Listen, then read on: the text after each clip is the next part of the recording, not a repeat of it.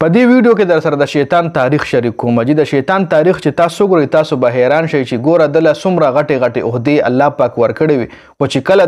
د الله پاک د حکم خلاف ورزي وکړه د الله پاک حکم یې ونه منلو نو دی بیا الله پاک کم ځای راوستو جي چې یو دومره غټ عالم شیطان چې کوم دی دا یو ډېر غټ عالم دی د ده په تاریخ باندې خبره کوو خپله به د الله اندازه وشي جي نو ویډیو خپله هم مکمل وګورئ د ثواب په نیت باندې مخکې ملګرو سره شریکه کوي تاسو له ښکاري چې دې تصویر کې شیطان چې کوم دی د 80,000 سال چې کوم دی دا د فرشتو ملګری و جي 80,000 سال 40,000 سال چې کوم دی د جنت خزانچی پاتې شوی 40,000 سال 30,000 سال د مقربینو سردار جي 30,000 سال د مقربین سردار پاتې شوی دی جي 14,000 سال چې کوم دی د عرش طواف کړی 14,000 سال د الله پاک د عرش طواف د کړی دی په ډومبین اسمان باندې د نوم عبد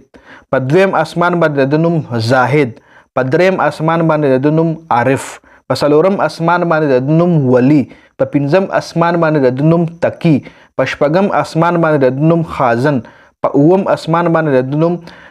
د نوم چې کوم دی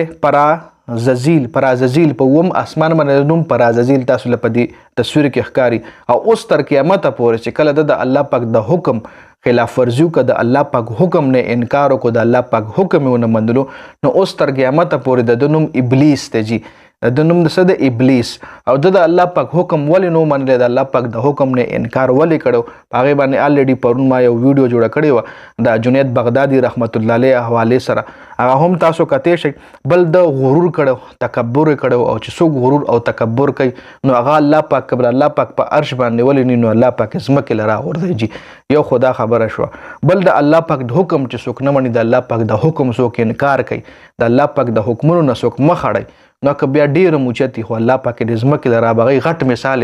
د شیطان دی جي شیطان دا تاریخ تاسو ګورئ چې د څومره مطلب کم خلکو سره دی پاتې شوی فرشتو سره دی پاتې شوی دی د الله پاک د عرش طواف د څونه ټایم کړی دی د الله پاک د عرش طواف د 14,000 کاله کړی دی 14,000 کاله د الله پاک د عرش طواف کړی دی دا څومره غټ عالم پاتې شوی جي خو چې کله د الله پاک د حکم نه انکار وکړو د الله پاک حکم ونه منلو نو الله پاک هر څه زیرو سره ملټیپلای کو راوي غردول ځمکې تر قیامت پورې ګوره هر سړی ورپسې کنځل کوي لوی وډوکې ورپسې کنځل کوي چې شیطان نه امن غواړي شیطان نه هر سړی غواړي چې شیطان مال جوخت مرانه شي شیطان لري کولو د پاره هر سړی په ځان باندې کلمې چوف کوي دا هغه شیطان چې ټایم کې دی سردار پاتې شوی ټایم کې دی د فرشتو ملګری پاتې شوی او ورځ نه دوه ورځې نه په کلونو په زرګونو کلونو باندې دی د فرشتو سره ملګری پاتې شوی په زرګونو کلونو باندې د الله پاک د عرش طواف کړی د جنت خزانچی پاتې شوی 40,000 کاله جي نو دومره غټ تاریخ دی لري او په یو حکم نه منلو باندې په غرور او تکبر کولو باندې نن چې کوم دی د ابلیس په نوم باندې یادېږي جي